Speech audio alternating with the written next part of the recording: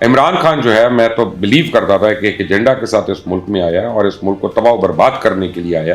वो अपनी हरकतें भी देख लो यार, अपने आप को ठीक कर लो। वो जालिम खान जो है, जालिम आदमी, उसने क्या किया, हर वक्त उसने उसका जाती नौकर बन के वो जो है जूतियां उठा रहा है, जूतियां चटका रहा है उसकी। और ये खुदा न खास्ता श्रीलंका वाला मामला नहीं है हजरात, क्योंकि जब आप ज़हनी तौर पे और दिल से आप बेशर्म हो जाए तो आपको फर्क नहीं पड़ता इन बातों का। तो मैं आपको बताऊं, आने वाले दिन बहुत खौफनाक है, खौफनाक है। अस्सलाम वालेकुम, आप देख रहे हैं मुबश्शिर लुकमान यूट्यूब चैनल। मेरा नाम मुबश्शिर लुकमान है। जुमे का दिन है, 23 दिसंबर है और आज असम्बली तहलील होनी थी बकौल इमरान खान के, तो असम्बली तो तहलील नहीं हो रही, लेकिन वज़ीर आला जो है वो फारिग हो गए हैं। वज़ीर आला कह रहे हैं मैं फारिग नहीं हुआ और वो असम्बली पहुंच गए हैं। वो कह रहे हैं काबीना भी उसी तरह काम करती रहेगी। गवर्नर ने उनको नोटिस भिजवा दिया था, जो चीफ सेक्रेटरी ने वेट करके उनको ऑफिशियली डिलीवर कर दिया। उसके खिलाफ वो अदालत में भी चले गए। अदालत में 5 रुकनी मेंबर बेंच बन गया। उनमें से एक ऑनरेबल जज ने कहा कि जी मैं क्योंकि परवेज़ लाई साहब का वकील रह चुका हूँ कई केसेस में, तो कॉन्फ्लिक्ट ऑफ इंटरेस्ट है, मेरी जगह आप कोई और कर लें। उन्होंने अपने आप को रिक्लूज कर लिया। ऑनरेबल चीफ जस्टिस ने उनकी जगह एक और वकील वो जज अपॉइंट भी कर दिए। अब वो तो होता रहेगा फैसला। लेकिन फ्रैंकली मैं आपको एक बात कहूँ, मैं तंग आ गया हूँ ये पंजाब की इस लड़ाई से, और मेरा दिमाग ख़राब हो गया, क्योंकि वो अंग्रेज़ कहता है इग्नोरेंस इज अ ब्लेस, कि अगर आपको नहीं पता होता ना कुछ बातों का तो आप बड़े खुशनसीब आदमी हैं। और जब आपको नज़र आ रही होती है ना कुछ चीज़ें, तो फिर आपकी जान हलक में आ रही होती है कि यार ये क्या होगा, ये क्या होगा, ये क्या होगा। लेकिन अगर नहीं नज़र आ रही इस मुल्क में किसी को वो चीज़, तो वो सिर्फ हमारे हुक्मरानों को नज़र नहीं आ रही, या हमारे सियासतदानों को नज़र नहीं आ रही, या उन लोगों को नज़र नहीं आ रही जो हुक्मरानी का ख्वाब लेके इस मुल्क के हर बच्चे का मुस्तकबिल जो है वो तारीख कर रहे हैं। और ख़ास उसमें इमरान खान है। इमरान खान जो है, मैं तो बिलीव करता था कि एक एजेंडा के साथ इस मुल्क में आया और इस मुल्क को तबाह बर्बाद करने के लिए आया। और अब उसको इतनी ज़्यादा पॉपुलर सपोर्ट मिल गई है, पब्लिक सपोर्ट मिल गई है कि वो जो है ना आगे से आगे जा रहा है, आगे से आगे जा रहा है। और उसकी वजह बड़ी सिंपल है। एक तो उसके बच्चे यहाँ पे नहीं है, खैर बच्चों का उसको शौक भी नहीं है, कोई ज़रूरत भी नहीं है, वो हो गए तो हो गए। उसने कौन सा अपने बच्चों को ओन करना है। उसकी बेटी तो रोल रही है बगैर नाम के, बगैर बाप के, अल्लाह माफ़ करे। तो कहाँ कहाँ पे लोग पाल रहे हैं उसको, और ये अदालतों में रुसवा होता हुआ फिर रहा है। बहरहाल, परसों भाईजान ने लेक्चर दिया कल कि जनाब ये जो ऑडियो लीक्स हैं ये हमारी नौजवान नस्ल पे अच्छा असर नहीं छोड़ रही और इनको नहीं करना चाहिए। नहीं, वो अपनी हरकतें भी देख लो यार, अपने आप को ठीक कर लो। वो तो करना नहीं है तुमने मुल्क का बेड़ा गर्क करना है आके। आपको बताऊँ, आज सुबह इस्लामाबाद में खुदकश हमला हुआ। ये पुलिस उसका टारगेट थी। पुलिस के जवान ने जाम शहादत भी नोश किया, कुछ जख्मी भी हो गए। लेकिन हो क्या रहा है, इसको ज़रा समझ लें आप प्लीज़, और इसको अपने दिमाग में अच्छी तरह बिठा लें। पिछले 9 साल से KPK के अंदर जो हुकूमत है वो तालिबान खान की है। वो जालिम खान जो है, जालिम आदमी, उसने क्या किया, हर वक्त उसने इतना लूज हैंड रखा TTP के ऊपर और तालिबान के ऊपर, क्योंकि KPK के अंदर वो आता था वहाँ पे। और आपको पता है, कहने को तो हम बड़ा सुनते थे कि पुलिस रिफॉर्म्स की है, CTD रिफॉर्म्स की, पता नहीं क्या क्या किए वहाँ पे। लेकिन 9 साल में TTP को वहाँ बहुत ज़्यादा सेटल होने दिया, और एंड में भी फिर उनसे मुज़ाकरात कर रहे हैं, ये कर रहे हैं। RT को जाके फड़ मार रहे हैं टीवी पे कि जनाब मैं तो मुज़ाकरात कर रहा हूँ, TTP से मामला हल हो जाएगा, ये हो जाएगा, वो हो जाएगा। उन्होंने कहा दफ़ा हो जाओ, मुज़ाकरात से इनकार कर दिया। अब आप एक बात समझ लें और इसको ज़रा अपने जहन नशीन कर लें। अमेरिका ने तालिबान के अकाउंट्स फ्रीज किए हुए। अमेरिका तालिबान से कोई ट्रेड नहीं होने दे रहा किसी का, उनके पास कुछ नहीं है।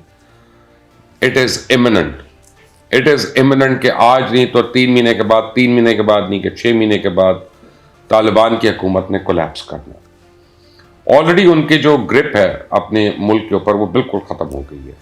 लॉ एंड ऑर्डर जो है वहाँ पे नॉन एग्जिस्टेंट होता जा रहा है दोबारा से अफगानिस्तान में। TTP ने सर उठा लिया, वो तालिबान को आंखें दिखा रहे हैं। दाइश ने सर उठा लिया, वो तालिबान को आंखें दिखा रहे हैं। ICAS जो है उसने सर उठा लिया, वो तालिबान को आंखें दिखा रहे हैं। हालत यह है कि वो आपके सफ़ीर पे उस तरह से हमला करें कि सफ़ीर अपने घर में है, लॉन के अंदर वॉक कर रहा है, ये नहीं है कि बाहर कहीं पे वॉक कर रहा है, उसके ऊपर अटैक होता है। 7 वाली बिल्डिंग पे आते हैं और डस्ट उसके ऊपर फायरिंग करते हैं। उसके बाद आप चमन का देख लें, उसके बाद आप और देख लें, आज इस्लामाबाद देख लें। और ये भी बढ़ेंगी चीज़ें, ये भी बढ़ेंगी। ये मैं आपको बता रहा हूँ कि जैसे जैसे काबुल कोलैप्स होगा, मजीद उनकी होल्ड कोलैप्स होगी, तो ये जितने मर्सनरी आउटफिट्स हैं, यानी पैसे लेकर मारने वाले, पैसे लेकर धमाका करने वाले, पैसे लेकर खुद को हमला करने वाले, ये और स्ट्रेंथन होते रहेंगे, क्योंकि इनके बड़े खरीदार मौजूद हैं पूरी दुनिया में। बिलावल भुट्टो जरदारी की आपने स्टेटमेंट सुन ली थी, कौन है बुचर, तो आपको पता है कि कौन कौन खरीदार है और कहां कहां पे हैं और उनके पास कितना पैसा है देने को। हमारे पास तो अब खाने को पैसा नहीं है।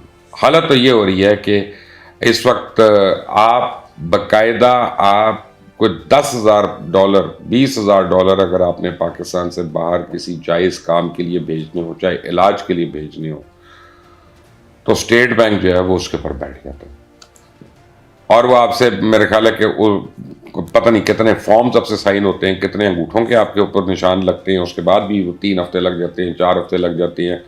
आए बाएँ शाएँ, हमने भेज दिया, ये कर दिया, उधर रिसीव नहीं हो रहे, पेशेंट आपका पड़ा हुआ है वहाँ पे, और ये हर क्योंकि है ही नहीं आपके पास देने, इनसे मैनेज ही नहीं हो रहा। ऊपर से हमारी पंजाब और केपीके में हुकूमत तो काम नहीं कर रही, वो तो सिर्फ अपना हेलीकॉप्टर दे के वजीर आला जो है हर वक्त इमरान खान को प्रोटोकॉल देने के लिए उसका नौकर बन के, उसका ज़ाती नौकर बन के वो जो है जूतियाँ उठा रहा है, जूतियाँ चटका रहा है उसकी, और जितना वो आपको पता है कि काम कर रहा है वहाँ पे वो भी आपको नजर आता है। और पंजाब में एक ड्रामा लगा हुआ है, आ रहे हैं, जा रहे हैं, तोड़ रहे हैं, ये कर रहे हैं, मैं ऐलान कर रहा हूँ, मैं अनाउंस कर रहा हूँ, मैं डेट बताऊंगा, मैं तारीख दूंगा, मैं ये करूंगा, लोग गवर्नर है उसके बाद जमा हो जाएं, लोग लिबर्टी मार्केट जमा हो जाएं, लोग वहां पे हो जाएं, और लोग भी पागल उल्लू आ जाते हैं। क्यों आ जाते हैं? फारिग बैठे हुए है ही कुछ नहीं करने को। और जिस सोशल मीडिया के हमें मिसालें देते रहते हैं उसमें 61-62% जो है वो हमें फेक फॉलोइंग का पता चल रहा है। भाई साहब की अपनी ऑडियो लीक्स हो रही हैं, को बता रहा है कि वीडियो मैंने देख ली है, वो कह रहा है वीडियो लीक होने वाली है। वो कोई फर्क नहीं पड़ता इन बातों से, क्योंकि जब आप ज़हनी तौर पे और दिल से आप बेशर्म हो जाए तो आपको फर्क नहीं पड़ता इन बातों का। फर्क तो उसको पड़ता है कि जिसके घर के बाद दूध वाला खटखटाए और कह के पैसे दो, तो वो कहता है यार इज्जत बचाओ, अपनी मोहल्ले वालों का ना पता चल जाए मैंने दूध वाले के पैसे देने, तो वो मांग तांग के दे रहा होता है। ऐसा आदमी जो होता है वो गैरतमंद होता है, वो शरीफ होता है। लेकिन आप ये देखें कि आज अगर हमने ये ना कंट्रोल करने का ठाना और पूरी कौम ने इरादा किया और हर सूबाई और वफाकी हुकूमत जो है वो अगर उसने एक पेज पे नहीं आती अपनी अपनी लॉ इन्फोर्समेंट के साथ, तो मैं आपको बताऊं आने वाले दिन बहुत खौफनाक है, खौफनाक है। और ये जितने सियासतदान है ना, फिर इनकी शक्लें याद रखें आप, इनके बयानात भी आप याद रखना, क्योंकि इन सबको आपको पूछना पड़ेगा। और ये खुदा न खास्ता श्रीलंका वाला मामला नहीं है हजरात।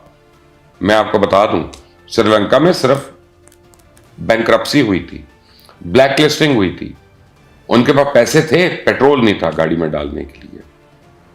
तो आप ये सोचे कि इधर एक तरफ वो हो रहा हो, मुआशी आपका इस्तेसाल हो रहा हो, और दूसरी तरफ टेररिज्म जो है वो सर चढ़ कर बोले।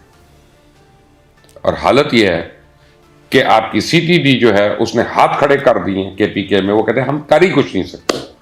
पुलिस वो कहते हैं हम कर ही कुछ नहीं सकते। और पंजाब और फेडरल पुलिस वो आज सुबह एक उससे एक्सपोज हो गई। वो बेचारे कितने इक्विप्ड हैं, कितने ट्रेंड हैं, उनका क्या कसूर है? उनका कसूर ये है कि उनको हम खड़ा कर देते हैं वर्दी बना के, ना उनकी प्रॉपर ट्रेनिंग है, ना उनके पास प्रॉपर इक्विपमेंट है, ना उनको डील करने का पता है। वो किसी अब वो गोली चलाते भी हैं और खुदा न खास्ता कोई एक और बंदा भी मर जाता है उससे, तो सारी उम्र वो अदालतों के अंदर धक्के खाते रहते हैं कि जनाब तुमने कमका में बंदा मार दिया। वो रिलक्टेंट होते हैं गोली चलाने से। दहशतगर्द जो होता है वो आया ही उस इरादे से होता है। और ये इस्लामाबाद आज पहुंच गए हैं। आप सोचे कि उनकी सफ़ों में इस वक्त कितने शादियाने होंगे, उनकी सफ़ों में इस वक्त कितनी खुशी होगी, और वो क्या सोच रहे होंगे कि हमने अब ये करना है, तो ये करना है, तो ये करना है। एक बात याद रखिएगा आप मेरी, दहशतगर्दी के लिए 4 लोग बहुत होते हैं, बहुत, बल्कि 2 बहुत होते हैं। 2 लोग आते हैं मोटरसाइकिल पे और वो किसी इमाम बारगाह के आगे से एक आदमी मोटरसाइकिल चला रहा होता है और एक फायरिंग करता हुआ निकल जाता है, क़यामत छोड़ जाते हैं, पीछे होते 2 लोग हैं। तो दहशतगर्दों को तादाद की जरूरत नहीं है।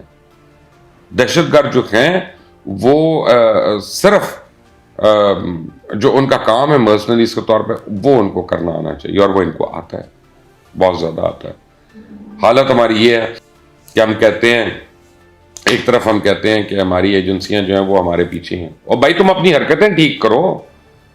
जब तुम आए इस एजेंडा से हो कि तुमने मुल्क को तबाह करना है, तुम आए स्टेट बैंक को गिरवी रखने हो, तुम आए IMF से लड़ाई करने हो, तुम आए इस मुल्क पर कर्जों का पहाड़ डालने के लिए हो, तुम आए इस मुल्क को हर एक से अलग करने के लिए, तुम्हारी खारजा पॉलिसी ने पूरी दुनिया में हमें अलहदा कर दिया, अलग कर दिया। कोई हमारा साथ देने को तैयार नहीं है, कोई हमसे बात करने का रवादार नहीं है।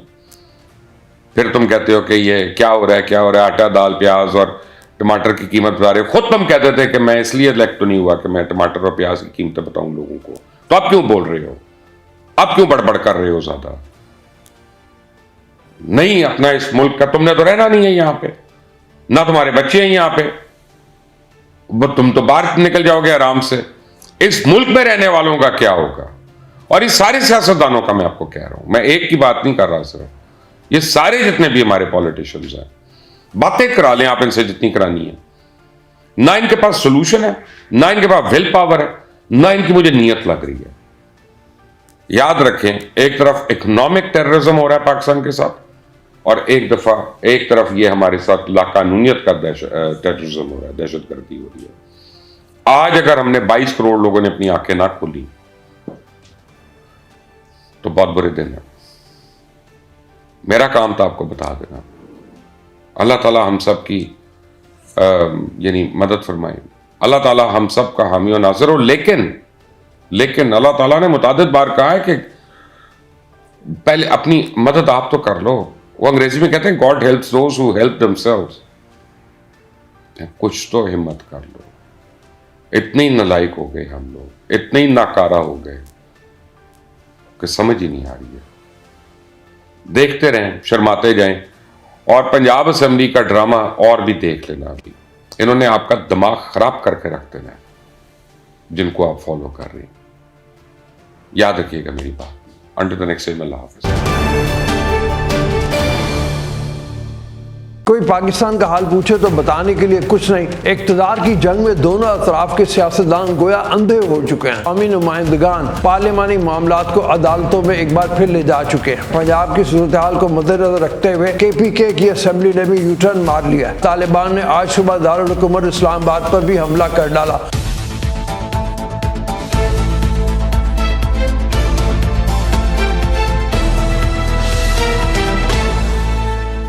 बिस्मिल्लाहिर्रहमानिर्रहीम, अस्सलाम वालेकुम। मैं हूं अब्दुल रऊफ और आप देख रहे हैं बागी TV। बिल आखिर रात गए गवर्नर पंजाब ने अपने अख्तियारात का इस्तेमाल करते हुए अपनी चाल चल दी, जिस बात की तवक्को की जा रही थी, और हमने कल उसका जिक्र भी किया था कि ऐसा होगा कि गवर्नर अपना आईनी अख्तियार इस्तेमाल करते हुए वज़ीर आला पंजाब को डी-नोटिफाई करने के अहकामात जारी करेंगे। रात गए गवर्नर पंजाब ने नोटिफिकेशन जारी किया, और रात गए ही चीफ सेक्रेटरी पंजाब ने नोटिफिकेशन पर अमल दरामद करते हुए काबीना को तहलील कर दिया। इक़्तिदार की जंग में दोनों अतराफ के सियासतदान गोया अंधे हो चुके हैं। मुतज़क्किरा हालात बहुत मायूस कुन और तकलीफ दे हैं। कोई पाकिस्तान का हाल पूछे तो बताने के लिए कुछ नहीं। दुनिया कहाँ से कहाँ चली गई। हमसे बहुत पीछे रहने वाले मुल्क हमसे बहुत आगे निकल गए, यहाँ तक कि बांग्लादेश हमारे लिए मिसाल बन गया। दुनिया आगे की तरफ बढ़ रही है और हम पीछे से पीछे का सफ़र अख्तियार किए हुए हैं। सियासतदानों को देखें तो हालात को सुधारने के बजाय वो सब कुछ कर रहे हैं जिससे पाकिस्तान रोज़ बरोज़ मुआशी और सियासी तौर पर मज़ीद मसाइल की दलदल में धंसता जा रहा है। अवाम जिनके नाम पर सियासत की जाती है उनके लिए ज़िंदगी अजीरन हो चुकी है। हुकूमत और अपोजिशन की नज़र में वो सियासत कर रही हैं, लेकिन दोनों में से किसी को फ़िक्र नहीं कि उनकी ये सियासत पाकिस्तान की बुनियादों को हिला रही है। इस खेल में कुछ भी नया नहीं, सिर्फ किरदार बदल चुके हैं। पाकिस्तान के सबसे बड़े सूबे पंजाब में असेंबली तोड़ने और फिर इसे बहाल कराने के खेल का आगाज़ पाकिस्तान बनने के 16 माह बाद ही हो गया था। बानी पाकिस्तान कायद-ए-आज़म मोहम्मद अली जिन्ना की वफ़ात के सिर्फ 4 माह गुजरे थे कि वज़ीर-ए-आज़म के मशवरे पर पंजाब के गवर्नर रॉबर्ट फ्रांसिस मूडी ने सूबाई असम्बली को तोड़कर सूबे में गवर्नर राज नाफिज कर दिया था और वज़ीर आला पंजाब इफ्तिखार महमूद को घर भेज दिया गया था। पंजाब में असम्बली तोड़ने के खेल का एक दिलचस्प मरहला 1993 में आया, जब नवाज शरीफ वज़ीर-ए-आज़म और ग़ुलाम हैदर वाइन वज़ीर आला थे। वज़ीर-ए-आज़म और सदर ग़ुलाम इसहाक़ खान के दरमियान इख्तलाफात शदीद हो चुके थे। पंजाब के वज़ीर आला के स्पीकर सूबाई असम्बली मियाँ मंजूर भट्टू के साथ ताल्लुकात ठीक ना थे। सदर गुलाम ईसा खान ने भट्टू के साथ खुफिया मुलाकातें करके उन्हें अपने साथ मिला लिया। 1993 में उन्होंने कौमी असम्बली तो तोड़ दी, लेकिन सूबाई असम्बलियाँ ना तोड़ी। पंजाब में मंजूर भट्टू के जरिए गुलाम हैदर बाई के खिलाफ तहरीक अदम एतमाद को कामयाब करा लिया गया। भट्टू वज़ीर आला और चौधरी अल्ताफ़ हुसैन गवर्नर पंजाब बन गए। चंद माह के बाद सुप्रीम कोर्ट ने नवाज शरीफ हुकूमत को बहाल कर दिया तो भट्टू मुश्किल में फंस गए। मोहतरमा बेनज़ीर भुट्टो ने उन्हें सूबाई असम्बली तोड़ने का मशवरा दिया और वज़ीर आला के एडवाइस पर गवर्नर ने पंजाब असम्बली तोड़ दी। अब अगर मौजूदा सूरत हाल में पंजाब में होने वाली रस्साकशी का तज़किरा करें तो मामला एक बार फिर अदालत में जा चुका है। लेकिन इससे भी अहम यह है कि पंजाब की सूरत हाल को मद्देनज़र रखते हुए KPK की असम्बली ने भी यूटर्न मार लिया है। इमरान खान के किए ऐलान के मुताबिक पंजाब और KPK की असम्बलियों की तहलील आज होना थी, लेकिन पंजाब में जैसी सूरत हाल PDM के पलड़े में जाती दिखाई दी तो वज़ीर आला KPK ने भी पैंतरा बदल लिया। खैबर पख्तूनख्वा हुकूमत ने सूबाई असम्बली को आज तहलील न करने का फैसला किया है। ज़राए के मुताबिक खैबर पख्तूनख्वा हुकूमत वज़ीर आला पंजाब को डी नोटिफाई किए जाने के बाद की सूरत हाल का जायज़ा ले रही है और सूबाई हुकूमत ने फ़िलहाल असम्बली तहलील करने के लिए अब तक एडवाइस तैयार नहीं की है। इस हवाले से वज़ीर आला KPK महमूद खान ने कहा है कि खैबर पख्तूनख्वा असम्बली आज तहलील नहीं कर रहे। इस सिलसिले में इमरान खान के हुक्म का इंतज़ार है। इमरान खान ने जैसे ही हुक्म दिया गवर्नर को असम्बली तहलील करने के एडवाइस भेज दूंगा। सियासत की इस हवस में जहां मुल्क को वज़ीर आला और गवर्नर की कहानी में उलझाया गया है, वहीं मईशत के साथ साथ अब अमन व अमान की सूरत हाल भी ख़राब होती जा रही है। बलोचिस्तान और KPK में कार्रवाइयों के बाद तालिबान ने आज सुबह दारुल हुकूमत इस्लामाबाद पर भी हमला कर डाला और TTP इसकी जिम्मेदारी भी कबूल कर चुकी है। वफाकी दारुल हुकूमत इस्लामाबाद में खुदकुश धमाके से एक पुलिस एहलकार शहीद और 3 ज़ख्मी हो गए। रेस्क्यू ज़राए के मुताबिक धमाका इस्लामाबाद के इलाके I-10-4 के इलाके में हुआ। इस्लामाबाद पुलिस के तर्जमान का इस हवाले से बताना है कि एहलकारों ने एक मशकूक गाड़ी की तलाशी के लिए उसको रोका तो गाड़ी में मौजूद धमाका खेज मवाद फट गया। इब्तदाई इतलात के मुताबिक धमाका खुदकुश था। पुलिस तर्जमान के मुताबिक गाड़ी का ड्राइवर भी धमाके में हलाक हुआ, जबकि 4 पुलिस एहलकार ज़ख्मी हुए जिन्हें फौरी तौर पर पिम्स हॉस्पिटल मुंतकिल किया गया। बादशाह पुलिस हुकाम ने तस्दीक किया कि धमाके में एक पुलिस एहलकार के शहीद होने की इत्तला है।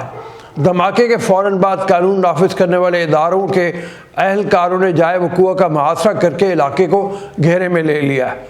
वज़ीर-ए-आज़म शहबाज शरीफ ने इस्लामाबाद में होने वाले खुदकुश धमाके की मज़म्मत करते हुए कहा है कि पुलिस एहलकारों ने अपने लहू का नजराना देकर दहशतगर्दों को रोका।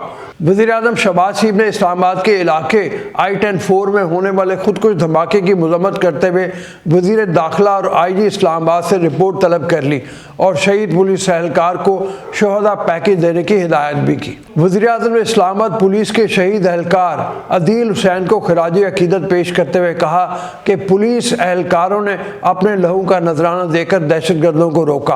कौम अपने बहादुरों को सलाम पेश करती है। शहबाज शरीफ का कहना था पूरी कौम मिलकर दहशतगर्दी के खात्मे तक जंग जारी रखेगी। कानून नाफिज करने वाले इदारों की कार्रवाई से बेगुनाहों का खून बहाने का मंसूबा नाकाम हो गया। अवाम दहशतगर्दी के खात्मे के लिए अपनी फोर्सेस के साथ भरपूर ताउन करें, मगर अफसोस इस बात का है कि अमन व अमान और मईशत जैसे अहम मसाइल जिन पर मुल्क की सलामती और अवाम की खुशहाली मुनसर है, इसकी बजाय मुल्क का सबसे बड़ा सूबा आइनी बहरान का शिकार हुआ पड़ा है और जमहूरियत समेत अवामी नुमाइंदगान पार्लिमानी मामलात को अदालतों में एक बार फिर ले जा चुके हैं। अदालत ने परवेज़ इलाही से वाज़ेह तौर पर तहरीरी वजाहत तलब कर ली है कि बताया जाए कि असम्बली की तहलील आपका मकसद है या कुछ और। अदालत ने वाज़ेह तौर पर यकीन दहानी तलब की है कि अगर आप असम्बली की तहलील नहीं करेंगे तो इस हवाले से गवर्नर पंजाब के नोटिफिकेशन पर मज़ीद कोई अहकामात जारी किए जाएंगे। दूसरी जानिब परवेज़ इलाही तहरीरी तौर पर यह बात लिख के देने के हामी नज़र नहीं आ रहे और अदालत से तहरीरी यकीन दहानी करवाने के लिए वक्त मांग रहे हैं। लाहौर हाई कोर्ट ने रिमार्क्स में कहा है कि अगर गवर्नर ने एतमाद के वोट का कहा है तो इस पर अमल दरामद होना चाहिए। गवर्नर पंजाब बलीगुर रहमान की जानिब से वज़ीर आला पंजाब परवेज़ इलाही को डी नोटिफाई कर दिया गया था। परवेज़ इलाही ने गवर्नर पंजाब की जानिब से डी नोटिफाई करने के इक़दाम को लाहौर हाई कोर्ट में चैलेंज कर दिया और परवेज़ इलाही की जानिब से दरख्वास्त दायर की गई।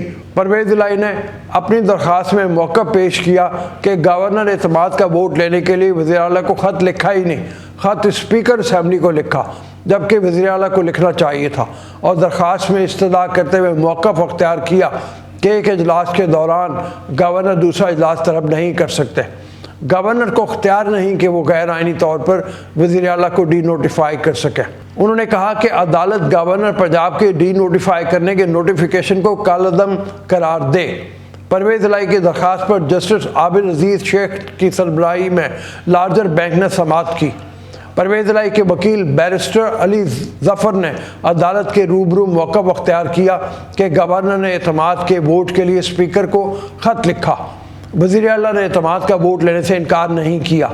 जस्टिस आबिद अजीज़ शेख ने रिमार्क्स देते हुए कहा कि अगर गवर्नर ने एतमाद का वोट लेने को कहा है तो इस पर अमल दरामद तो होना चाहिए। बैरिस्टर अली ज़फ़र ने मौक़िफ़ पेश किया कि इजलास बुलाने के इख्तियार स्पीकर के पास है। जस्टिस आबिद अजीज़ शेख ने रिमार्क्स दिए कि रूल्स के मुताबिक गवर्नर को एतमाद का वोट के लिए तारीख मुकर्रर करने का इख्तियार है, मगर वो तारीख कितने दिन की होगी वो अलग बहस है। गवर्नर का इख्तियार है कि जब चाहे मर्जी का वोट लेने का कहे। ये वो कार्रवाई थी जिसके बारे में हम आपको बता रहे थे जो चल रही थी। इस दौरान में एक वक्फा हुआ और जो परवेज़ इलाही रिलक्टेंट थे थोड़े से ये तहरीरी ज़मानत देने के लिए कि वो असम्बलियाँ तहरीर नहीं करेंगे, वो कुछ देर बाद वापस आए और उन्होंने वो तहरीरी ज़मानत दे दी कि असम्बलियाँ तहलील नहीं होंगी। इसके ऊपर अदालत ने उनको बहाल कर दिया, लेकिन उनको ये कहा गया कि गवर्नर का जो नोटिफिकेशन है उसके मुताबिक वो वोट ऑफ कॉन्फिडेंस हासिल करें। आगे क्या होगा इसके बारे में हम आपको बताते रहेंगे, अपडेटेड रखेंगे।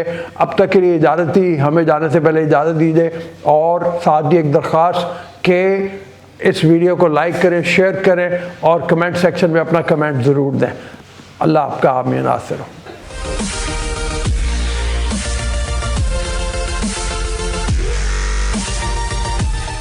सर्वेंट्स हेल्प के लिए होते हैं, वो सरोगेट पेरेंट्स नहीं होते। जब मैं देखती थी वहाँ ड्राइवरों को कि छोटी छोटी बच्चियों को जिस तरह उठाते थे फ्रॉक्स के नीचे से यूं पकड़ा हुआ यूं, खुदा की कसम मेरा खून खौल जाता था। 4 किस्म की चाइल्ड अब्यूज होती है, मुलाजमों के हाथों, रिश्तेदारों के हाथों, दोस्तों के हाथों, कभी सके भाई और बाप के हाथों भी। बच्चे के मिजाज में इतना सा भी फर्क नजर आए, we need to give time. Dark web gangs अब बहुत ज्यादा ऑपरेट कर रहे हैं।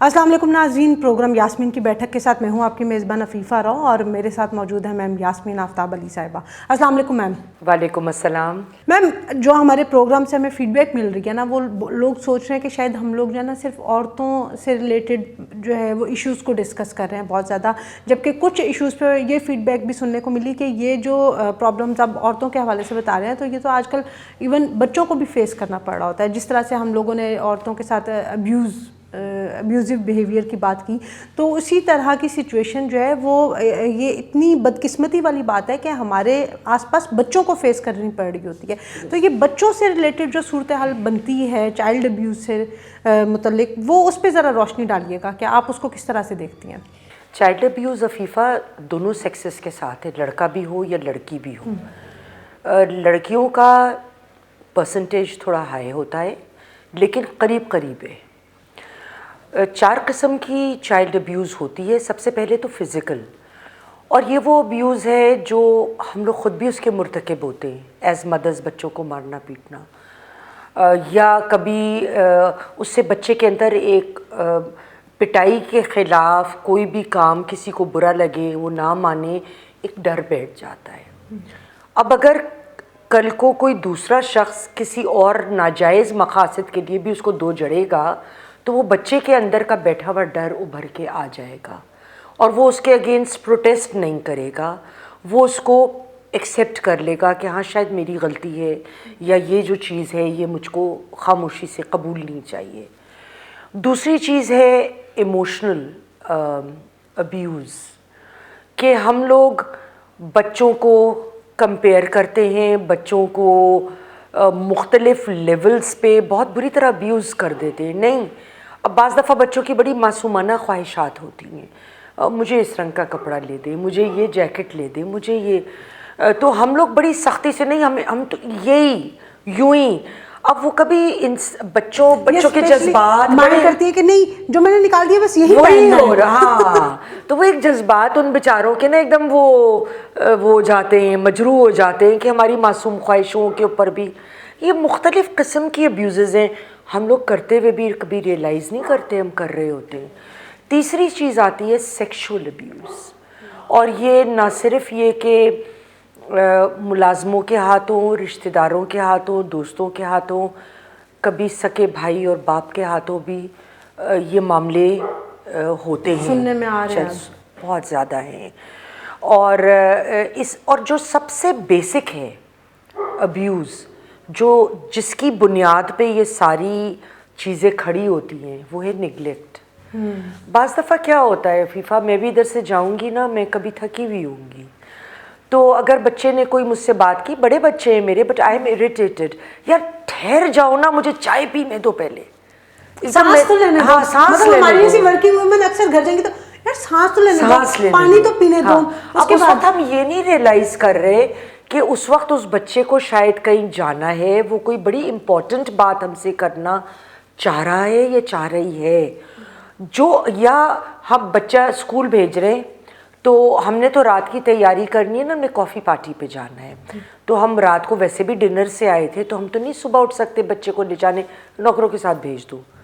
अब ये सारी निगलेक्ट की मुख्तलिफ शक्लें हैं, और इस निगलेक्ट की वजह से रक्षा लगवा दो, बहुत वैन लगवा दो, बहुत मसाइल जन्म लेते हैं। फॉर एग्ज़ाम्पल, मैं एक छोटा सा मामला जो मेरे सामने आया, मेरी दोस्त की बहन की बेटी, उसको बड़ा लेट पता चला, वो बच्ची शायद 4.5-5 साल की थी, तो उसने माँ को अपने सगे खालू के बारे में, जो इसको मोलेस्ट करता था, उसके बारे में शिकायत करी, और माँ ने उसको झिड़क दिया बच्ची को। अव्वल तो हम लोग बच्चों की बात को झूठ मानते हैं या सुनते नहीं है, या अगर हमारे वो वेटेज नहीं देते, वेटेज नहीं देंगे, हालांकि हमें सुनना चाहिए है।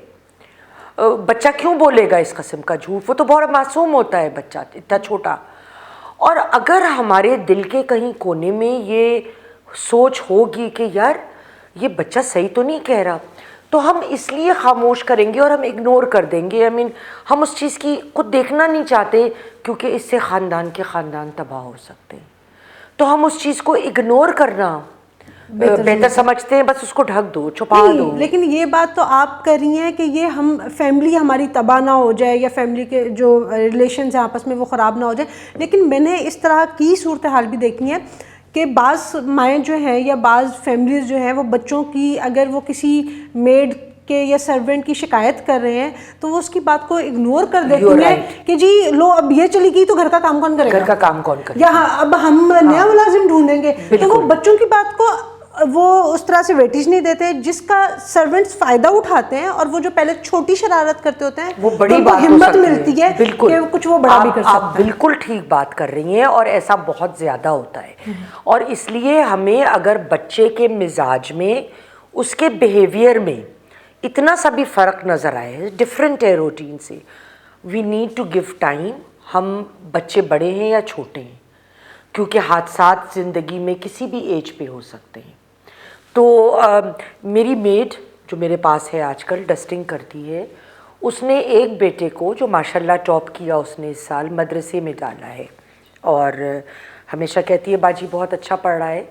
वो कुछ अरसे पहले मदरसा छोड़ के भाग कर आ गया। अब ये बड़ी परेशान कहने लगी, मैं ढूंढने निकली तो घर के पाक, कोई घर के हमारे पास पार्क है कि वहाँ लड़कों के साथ बैठा हुआ था। बड़े फ़ख्र से मुझे कहने लगी, बाजी मैंने उसको तो वहीं कुटा ना। फिर मैं उसको घर लाई तो मुझे बड़ा गुस्सा आया। मैंने कहा क्यों हाथ उठाया, गलत किया। तुम उसको प्यार से पूछो। जब वो इतना अच्छा काम कर रहा है और कारी साहब भी तारीफ़ करते हैं, आप ख़ुद भी कहती हैं उसकी अच्छी रिपोर्ट होती है, वो क्यों भाग गया वहाँ से? इसके पीछे कोई वजह होगी। आज तुमने मारा है, वो तो घर के पास ही आके बैठा था ना। कल को अगर उसको ये ख्याल होगा कि माँ मैं जाऊँगा, मुझे कोई प्रॉब्लम है, मैं बता नहीं सकता, माँ तो कुटेगी, तो वो फिर अगली दफ़ा यहाँ नहीं आएगा, कहीं और ही भाग जाएगा, फिर तो बस ढूंढती ही रहना। मैंने कहा तुम नहीं बोलो बीबी, तुम उसको मेरे पास लाओ। वो लड़का अगले दिन मेरे पास आया, मैंने अलग करके बड़ी मोहब्बत से बताया। मैंने कहा बेटे कोई प्रॉब्लम है, मैं हल करूँगी, बताओ मुझे। तो उसने बताया कि वहाँ एक सीनियर लड़का उसके साथ कोई नाजेबा हरकत करने की उसने कोशिश करी, हुआ नहीं। तो मैंने इसको बुलाया, इसकी माँ को, मैंने कहा ये देखो क्या कह रहा है। तो वो भागेगा नहीं बेचारा, तो क्या करेगा? फिर ये गई उधर। मैंने कहा और अगर कोई प्रॉब्लम हो तो कारी साहब से मेरी बात कराओ। खैर नौबत नहीं आई। इसने जाके जब कहा तो सरप्राइजिंगली, चूँकि वो उस लड़के ने 2-3 और लड़कों को उन दिनों में मोलेस्ट किया था, तो उन ये बात नॉलेज में आ गई। और फिर जब ये भी वाक़या हुआ तो उस लड़के को निकाल दिया गया। तो ये इस किस्म के वाक़यात होते हैं और हमें इसके ऊपर, अब आप देखें कि जो केसेस तो बड़े होते थे पीछे दिनों, कुछ सालों पहले, लेकिन जब ज़ैनब का केस बहुत प्रोमिनेंस में आया तो उसके बाद अगले पिछले सारे खाते खुलने शुरू हो गए कि भाई तब ये भी हुआ। हालांकि ये ज़ैनब वाला जो वाक़या था वो सिर्फ कसूर शहर की अगर बात करें तो वो ये 8वां या 9वां इंसिडेंट था जो कि पिछले बहुत शॉर्ट टाइम में हुआ था, लेकिन इसको क्योंकि सोशल मीडिया पे बहुत हाइप मिली और ये मामला, उसके पेरेंट्स की भी बड़ी बात है कि उन्होंने वो चीज़ छोड़ी नहीं और उसको वो उस लेवल तक लेके गए कि उनकी बच्ची को जो है वो इंसाफ मिले। हालांकि आजकल यहाँ ये होता है कि जो कम से कम मैंने देखा है कि माँ बाप उस चीज़ को कोशिश करते हैं कि छुपा लें, बच्चे का ट्रीटमेंट करा लें, साइकोलॉजिकल और साइकियाट्रिक सेशंस करा लें, लेकिन हम ये बात लोगों में फैले नहीं। आई अंडरस्टैंड दिस, ख़ासकर बच्ची हो, आई अंडरस्टैंड इट। मैं भी एक बच्ची की माँ हूँ, अल्लाह किसी को ऐसा वो ना दिखाए वक्त। लेकिन मुझे एक बात बताइए, मैं जब अपनी बेटी को एक्सपेक्ट कर रही थी अफीफ़ा, तो डॉक्टर्स ने मुझे ड्राइव करने से मना किया था। I always drove my own car, तो मुझे उलझन तो बड़ी हुई मगर मजबूरी थी। तो नवीद मेरे हस्बैंड ने गांव से, मैं नाम नहीं लूँगी उसका, वो अभी भी वहीं है, आदमी ड्राइवर को बुलवाया। अच्छा, वो चूँकि हमारा घर ऐसी जगह है ज़रा कि वहाँ पे पब्लिक सवारी वगैरह मुश्किल से, अगर आप बेवक्त आए तो आपको काफ़ी पैदल चलना पड़ता है। और दफ्तर मेरा गुलबर्ग में था, तो ये कभी अगर लेट हो जाता था ड्राइवर छुट्टी से वापसी पे, तो ये रात को दफ्तर ठहर जाता था और सुबह सवेरे पहुंच जाना। तो वहाँ पे जो हमारा एक मैनेजर था, उसका ताल्लुक़ भी विलेज से था, तो उसने नवीद को बताया कि साहब ये पता है क्या कह रहा था कि पिछली नौकरी पे मैं जहाँ था, अकेला मैं, एक बेटी और 2 बेटे थे, छोटे थे तीनों बच्चे, उनको लेके आता जाता था स्कूल और वो सब तीनों के साथ थ्रू था। और मैं जब अपनी बेटी को भी जाती थी स्कूल लेने, छोटी क्लास में थी, वो उस वक्त भी एक एलीट स्कूल था लाहौर का सबसे बड़ा, वो आज भी है। अफीफ़ा, जब मैं देखती थी वहाँ ड्राइवरों को कि छोटी छोटी बच्चियों को जिस तरह उठाते थे फ्रॉक्स के नीचे से यूँ पकड़ा हुआ यूँ, खुदा की कसम मेरा खून खौल जाता था और मेरा दिल चाहता था इनकी माएँ सामने हो तो 2 थप्पड़ इधर और 2 उधर से जड़ दूँ। कि आप, अब ये निगलेक्ट की बात मैं कर रही हूँ कि जब आप निगलेक्ट करेंगे, आप इन मामलात को इग्नोर करेंगे, दूसरों को आपने खुद ही परमिशन दे दी ना, आप मौका दे रहे हैं। एक दफ़ा जब 200-400 रुपए की बड़ी बुकत थी, तो 200 रुपये मेरी ड्रेसिंग टेबल पे रखे थे, गायब हो गए। मैंने मियाँ को बड़ा बुरा मुंह बना के कहा कि फ़लाँ नहीं मेड रखी है, उसने चुराई होगी। तो मेरे हस्बैंड कहने लगे गलती तो तुम्हारी है, तुम मौका दोगी तो अगला उठाएगा। कोई 200 पे फिसलेगा, कोई 2000 पे, कोई 2 लाख पे, कोई बीबी 20 करोड़ पे। अपनी चीज़ की हिफाजत खुद करो। और ये ऐसे मेरे जहन में बात बैठी कि मेरी पहली डिग्री मास्टर्स मैथ्स कॉम थी, दूसरी डिग्री लॉ थी, और जब मैं लॉ में आई तो फर्स्ट ईयर में आई हैड माई डॉटर। तो वो इतनी सी बेबी को, मैं एज ए रेगुलर स्टूडेंट वापस गई थी उस एज में लॉ करने, तो मैं अपनी बेबी को साथ लेके जाती थी, मेड साथ होती थी, मैंने एक दिन भी उसको अपने आप से अलग नहीं रखा। कहीं मैं और मेरे हस्बैंड जाते थे, हम बच्चों को साथ, जिस जगह हम कहते थे अगले अनकंफर्टेबल होंगे या कोई ऐसा इवेंट है मैं बच्चों को नहीं ले जा सकते, हम नहीं जाते थे। लेकिन सर्वेंट्स हेल्प के लिए होते हैं, वो सरोगेट पेरेंट्स नहीं होते। बिल्कुल, कि आप बच्चे को पैदा छोड़ करें के और बिल्कुल उसको आप छोड़ उन पे छोड़ दें और आप अपनी ज़िंदगी गुजार रहे हैं, ऐसे थोड़ी ना होता है। अच्छा, मैं यास्मीन साहिबा, ये तो हम लोगों ने बात कर ली एक अच्छी क्लास के जो है वो पेरेंट्स की और बच्चों की, कि जो बहुत सारी चीज़ें अफोर्ड कर सकते हैं और उनका एक बिल्कुल अलग लाइफस्टाइल होता है। लेकिन जिस तरह से आपने पहले वो एक मदरसे वाली एग्जांपल भी दी, हमारे जो लोअर मिडिल क्लास कह लें या जो लोअर क्लास कह लें, जो गरीब बच्चे हैं, जो बाहर काम के लिए भी निकलते हैं, कहीं उनके माँ बाप वर्कशॉप पे डाल देते हैं, कहीं दर्जी की दुकान पे डाल देते हैं। तो अब सोचें कि जो इतनी अच्छी फैमिलीज़ के बच्चे अगर सिक्योर नहीं है, तो फिर आप मुझे ये बताएं कि उन बच्चों के साथ क्या सलूक होता है हमारी सोसाइटी में? ऐसा ही सलूक होता है। मेरे एक दोस्त, ना मैं नाम लूँगी ना उनका काम बताऊँगी, मगर इस वक्त वो ऐसी पोजीशन पर हैं कि ही इज़ नेशनली नोन, और मेरे भाइयों की तरह है। अच्छा। जब वो 40-41 का था तो फ़ोन पे बात हो रही थी और कोई ऐसा वाक़या हुआ मोहल्ले में, and he started crying, a man of 40+, he started crying on the phone with me। और मैं सुनती रही, मैंने टोका नहीं। फिर मैंने कहा ब्राउ, वजह क्या है भाई, बता।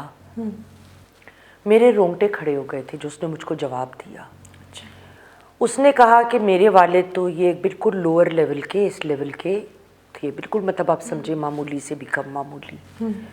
उनके जो साहब थे उन्होंने कहा लड़का तुम्हारा बहुत काबिल है और तुम ऐसा करो कि इस लड़के को मुझे दे दो, मैं इसको पढ़ाऊँ लिखाऊंगा। अच्छा। इसको काबिल बनाऊंगा। बेचारा गरीब आदमी और उसकी तो ज़िंदगी बन गई ना। इस लड़के ने पढ़ा, इसने फुल स्कॉलरशिप लिया हार्वर्ड से जाके, फिर अपना मास्टर। ओ कमाल, ही हैड ब्रेन्स। मगर जो उन्होंने इसके साथ एहसान किया उसका हर रात वसूली भी की। उस बच्चे, that little boy of 7 years, every day of his life till he got out, और वो बाहर गया तो उसने मुझे ये हिचकियों से रो रहा था जब वो ये बता रहा था। मैंने कहा भाई you need to talk to a psychologist, मैं तुम्हें नंबर देती हूँ। Have you told your wife? No, you should। ये बैठ के बात करो। अब देखो ये तुम्हारे स्कार्स किधर तक हैं जो तुमसे कहने का पर्सनालिटी। अब मुझसे यास्मीन जी बर्दाश्त नहीं हो रहा, मैं क्या करूं। फिर ये वाकया हुआ ना तो उसने ट्रिगर कर दिया अंदर की उस चीज़ को। तो ये भी मैंने देखा। अब माशाल्लाह उसके बच्चे बाहर पढ़ रहे हैं, बेहतरीन घर और लेविश लाइफस्टाइल है, मगर उसने क्या कीमत अदा की उस चीज़ की। बिल्कुल, कितनी तकलीफ दे बात है। अच्छा, इसके अलावा यहाँ पे ना 18वीं तरमीम के बाद प्रोविंशियल इदारों की और जो मुख्तलिफ लॉ सर्विंग इदारे हैं उनकी ज़िम्मेदारी है ये अब ये लॉज बनाना चाइल्ड अब्यूज़ से रोकने के लिए। इस ज़मन में पंजाब पुलिस ने एक बड़ी ज़बरदस्त ऐप लॉन्च की साल डेढ़ पहले, अगर मैं गलत नहीं हूँ, शायद 1 साल और पहले। पाकिस्तान पुकार 15 कॉल्स। अच्छा। आप इस पे मैसेज करें, ये इनके हर पुलिस स्टेशन और सर्विस सेंटर पे सुनी जाती है। द सेकंड अगर कोई अब्यूज़ हुआ है या किसी को किडनैप किया है या एबडक्ट किया है, जाहिर है वो किसी अच्छी नीयत से तो नहीं करेगा। बिल्कुल। तो वो फ़ौरन वो उनका रिएक्शन मुझे जो बताया गया है कि बहुत फास्ट है। अच्छा। उस पर रिएक्शन बहुत तेज़ आता है। इसीलिए ख़ुसूसन मैं ये ऐड किया है मैंने ताकि लोगों को पता चले। अब मैं बहुत जल्दी 2-4 बता देती हूँ वजूहात के क्या हम कर सकते हैं कि हम इस चीज़ से दूर रहें। नंबर 1, बच्चों को मुलाजमों पे अकेले ना छोड़ें। नंबर 2, स्कूल अगर छोड़ने के लिए हम कहते हैं मेड भी चली गई तो बड़ी तोप चल गई, नो प्लीज़। बच्चों को ये समझाएं कि बाप के अलावा, सगे भाई के अलावा अगर कोई तुम्हें उंगली भी लगाता है तो गलत है। बिल्कुल, चाहे वो मामू है, चचा है, कज़न है, जो भी है। और नंबर 4 कि घर में जहाँ जॉइंट फैमिली सिस्टम होते हैं या कोई कजन्स भी आ गए हैं तो आप अपनी नज़र उन पे खुद रखें कि आपका बच्चा कहाँ है, जी। कहाँ नहीं एक है, बहुत किसके साथ मुख्तसर, बात कर रहा है। एक बिल्कुल मुख्तसर बात के ऊपर मैं ये प्रोग्राम ख़त्म करूँगी। डार्क वेब गैंग्स अब बहुत ज़्यादा ऑपरेट कर रहे हैं। डार्क वेब क्या है? मुख्तलिफ सोशल मीडिया पे ख़ुसूसन फेसबुक वगैरह से आपके बच्चों के अकाउंट्स की डेटा हैक हो जाता है और डार्क वेब पे वो प्रोवाइड हो जाता है। आपके बच्चों की बोली लगती है। अगर किसी को चाहिए तो कुछ गैंग्स हैं जो किडनैप करके ग्लोबली कहीं भी बच्चों को पहुंचा सकते हैं और फिर वो ये कहते हैं कि अगर आपको कोई स्पेसिफिक शक्ल, कद, रंग, हुलिये का कोई बच्चा, लड़का, लड़की, औरत चाहिए तो हमें बताएं, we will provide it for you. Deccan Chronicle में भी पढ़ रही थी, उसमें ब्रिटेन में एक 13.5 साल की कंवारी लड़की का एडवर्टिजमेंट उन्होंने एडवर्टाइज़ किया, an opening bid of £92,000 auction. So please बहुत केयरफुल रहें कि बच्चे क्या डेटा, क्या तस्वीरें और क्या इन्फो अपलोड कर रहे हैं। मैम, आपने ये जो प्रोग्राम का एंड किया है ये इतने एक वास्ट सब्जेक्ट पे कर दिया है कि मेरे ख्याल से उस पर हम फिर किसी व्लॉग में ज़रूर इंशाल्लाह डिटेल में जो है ज़रूर तो आपसे बात करेंगे और नाज़रीन तक ये इन्फॉर्मेशन पहुंचाएंगे कि सोशल मीडिया एक्सपोजर या वैसे भी अपने बच्चों की जो साइबर सिक्योरिटी है वो हम लोग कैसे कर सकते हैं। आज के प्रोग्राम से आपसे इजाज़त चाहेंगे। वीडियो आपको पसंद आई हो तो लाइक ज़रूर कीजिएगा, शेयर कीजिएगा, कमेंट में अपनी राय देना मत भूलिएगा। अंटिल द नेक्स्ट टाइम, अल्लाह हाफ़िज़।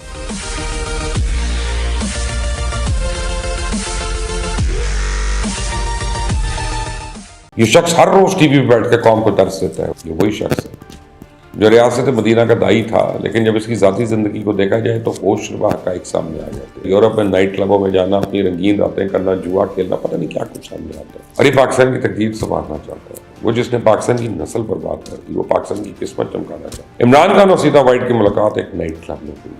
इन सब में हमारे लिए एक बड़ा सबक है, वो ये कि अगर कोई शख्स साबित होने के बावजूद बिस्मिल्लाहिर्रहमानिर्रहीम, अस्सलाम वालेकुम। वीडियो शुरू करने से पहले मैं आपको बता दूं, ये वीडियो देख के ना आपके 14 तबक रोशन हो जाएंगे। आज मैं आपको एक ऐसे शख्स की कहानी सुनाऊंगा जो सिर्फ पाकिस्तानी कौम की तवज्जो का मरकज है। ये वो शख्स है जिसको बचपन में ही उसकी माँ कहती थी ये बेचारा तो मासूम है, इसको दुनिया लूट के खा जाएगी। लेकिन ये इतना मासूम निकला, लूटने के डर से इसने अपनी जेब में कभी पर्स ही नहीं रखा। और मासूमियत सिर्फ पैसे की हद तक नहीं है, बल्कि मासूमियत ऐसी मासूमियत है कि पूरी दुनिया को अपने मफादात के आगे लगाने की सलाहियत रखती है। इतना शर्मीला है कि अल्लाह की पनाह। लेकिन गलत काम करने के बाद इस गलत काम की जिम्मेदारी किसी के ऊपर डालते हुए से एक लम्हा भी शर्म नहीं आती है। ये शख्स हर रोज टीवी पर बैठ के कौम को दर्स देता है। उन्हें दीन से लेकर दुनिया तक, जिंदगी से लेकर मुआशरे तक, अदल से लेकर अखलाकियात तक हर चीज पर भाषण देता है। वो बताता है कि आपने हर एक वो रास्ता अपनाना है जो घूम घूम कर बेच तक पहुंचता है। हवा में रियासत मदीना तैयार करता है, नहीं अनल का मुनकर का विरद करता है, अपने आप को अमर बिल मारूफ से मिलाता है, हर नाइंसाफी, हर ज्यादती, हर जुल्म की मिसाल कायम करता है और उसी लम्हे हज़रत उमर फारूक की अदल की मिसालें दे रहा होता है। ये वो शख्स है जिसके लिए अरकान असेंबली एक ही लम्हे में मुशरिक साबित करना, सिपहसालार को गद्दार साबित करना, हुकूमत को अमेरिका के गुलामी में साबित करना कोई मसला ही नहीं। लेकिन उसी लम्हे वो उनकी मिन्नतें भी कर रहा होता है, अमेरिका से भी ताल्लुकात बना रहा होता है, असेंबली के अरकान को खरीद भी रहा होता है। और इस शख्स का सबसे बड़ा हथियार झूठ और तोहमत और इसकी मदद से ये बड़े बड़े मैदान मारने की कोशिश करता है। ये वही शख्स है जो रियासत मदीना का दाई था, लेकिन जब इसकी ज़ाती ज़िंदगी को देखा जाए तो होशरुबा हक़ाइक़ सामने आ जाते हैं। इसकी सीरत का तफसीली जायज़ा लेने की कोशिश की जाए तो एक अय्याश परस्त प्ले बॉय, औरतों के साथ ताल्लुकात का रसिया, यूरोप में नाइट क्लबों में जाना, अपनी रंगीन रातें करना, जुआ खेलना, पता नहीं क्या कुछ सामने आता है। इस शर्मीले नौजवान ने वो कारनामे सर अंजाम दिए कि हमें बताते हुए शर्म आती है, लेकिन इसको करते हुए नहीं शर्म आएगी। और ये पाकिस्तान की तकदीर संवारना चाहता है। वो जिसने पाकिस्तान की नस्ल बर्बाद कर दी, वो पाकिस्तान की किस्मत चमकाना चाहता है। वो जिसके अंदर मुनाफकत से भरपूर और बातिन और मादा परस्ती से भरा हुआ है, वो अब भी पाकिस्तान की किस्मत का फैसला अपने हाथ में लेना चाहता है।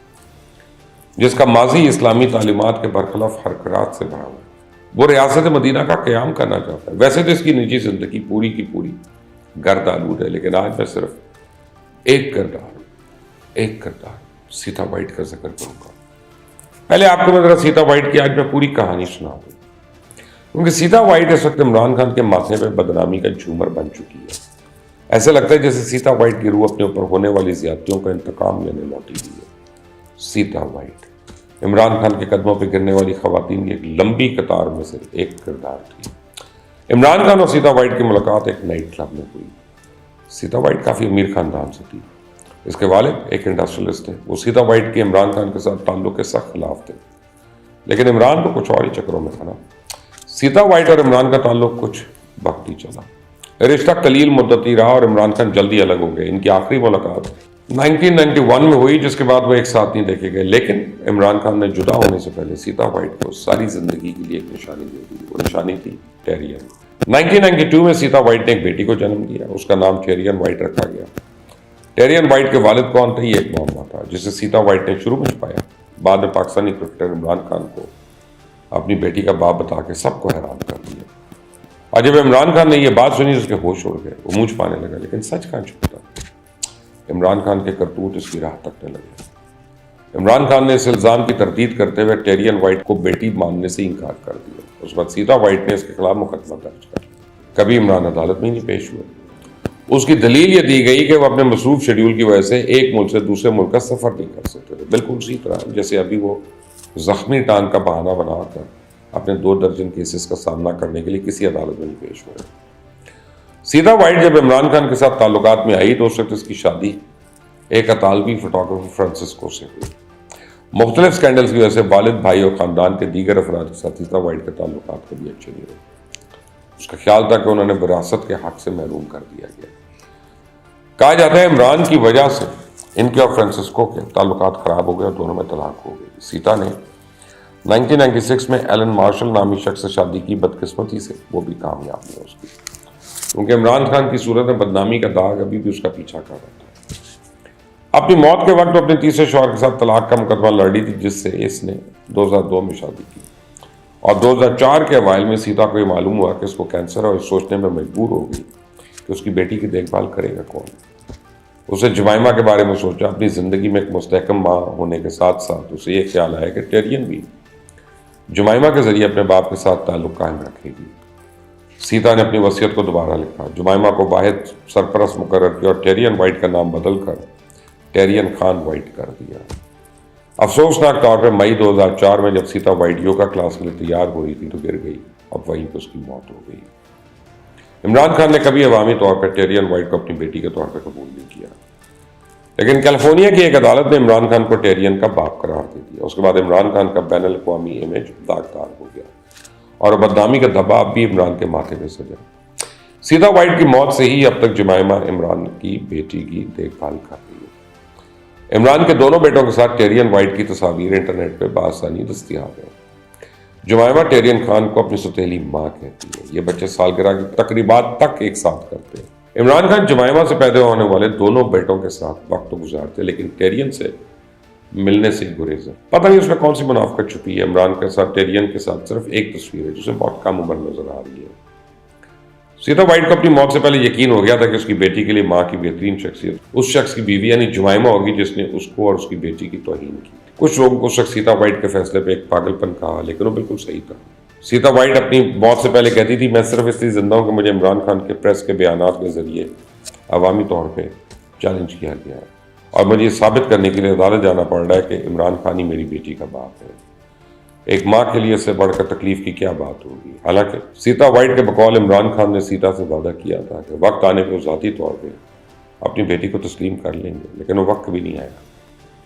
कई बार इमरान खान से पैटर्निटी टेस्ट के लिए कहा गया, उन्होंने इस बुनियादी सवाल का कभी जवाब ही नहीं दिया। दरअसल वो इस हकीकत से वाकिफ होंगे कि उनकी ज़ाती ज़िंदगी के बारे में इनका मुतज़ाद मौक़िफ़ बहुत से मशकूक सवालात को जन्म दे सकता है। जब टेरियन वाइट बरतानिया में होती है तो जुमाइमा और अपने दोनों भाइयों के साथ ऑक्सफोर्ड में रहती है और 2004 में 7 साल बाद जब एक जज ने इमरान खान को टेरियन वाइट का बाप करार दिया तो उस वक्त भी इमरान खान ने DNA टेस्ट कराने से इनकार कर दिया। कार्रवाई के लिए हाजिर नहीं हुए, उनके वकील भी नहीं पेश हुए और टेरियन वाइट के मुस्तकबिल के बारे में क्या सराही करने वाली कहानियों में उस तनी लड़की को अब इंसाफ कौन लेकर देगा, जबकि बज़ाहिर सलेमान और कासिम से उसकी मुशाबियत भी है और उनसे बढ़कर खुद इमरान खान से। इमरान खान से तो बेहतर उसकी साबिक बेगम जुमाइमा है, क्योंकि जब इमरान खान ने अपनी बेटी को तस्लीम करने से इनकार किया तो उसे जुमाइमा ने उसे अपने साथ रखा, उसका ख्याल रखा। अगर जो जुमाइमा ने इमरान को 2004 में तलाक दे दी थी, लेकिन उस सीता की मौत हुआ, टेरियन वाइट की ज़िंदगी में मुस्तकिल रहेगी, वो उसको अपनी बेटी मानती है अवामी तौर पे, पब्लिकली। जुमाइमा टेरियन वाइट को अपनी सौतेली बेटी के तौर पे हवाला देती है। अब वो पाकिस्तान में इस्लामाबाद हाई कोर्ट में इस केस की समाअत शुरू है। क्या 62(1)(f इमरान खान पे लग सकेगा, जिसके बाद इमरान खान सादिक और अमीन नहीं रहेंगे क्योंकि उन्होंने अपनी मुबैना बेटी छुपाई? इसका तो फैसला होना बाकी है। आने वाले दिन इमरान खान के मुस्तकबिल का फैसला करेंगे और ये दिन इमरान खान के लिए बिल्कुल भी आसान नहीं होंगे। लेकिन इन सब में हमारे लिए एक बड़ा सबक है, वो ये कि अगर कोई शख्स साबित होने के बावजूद अपनी बेटी को उसका हक नहीं दे सक रहा, उसको अपना नाम नहीं दे सक रहा, बदनामी के डर से सियासत करने के लिए उसको कुर्बान कर दे, तो वो कैसे इस मुल्क के हर शहरी को उसका बुनियादी हक देगा? कैसे वो दुनिया और शोहरत के हिर्स से निकल के लोगों के बारे में सोचेगा? ये सोचेगा जरूर। अगली दफा तक के लिए इजाजत दें। अल्लाह हाफ़िज़। मास्क और ये ग्लासेस क्यों लगाए हुए हैं? वो एक्चुअली मैं खूबसूरत बड़ा हूँ यार, नज़र लग जाती है आपको, मम्मा ने बताया मेरी। शादी होगी आपकी? हाँ जी, हाँ जी। इतना सीरियस क्यों हुए हैं? क्या हुआ? खाना नहीं अच्छा लगा?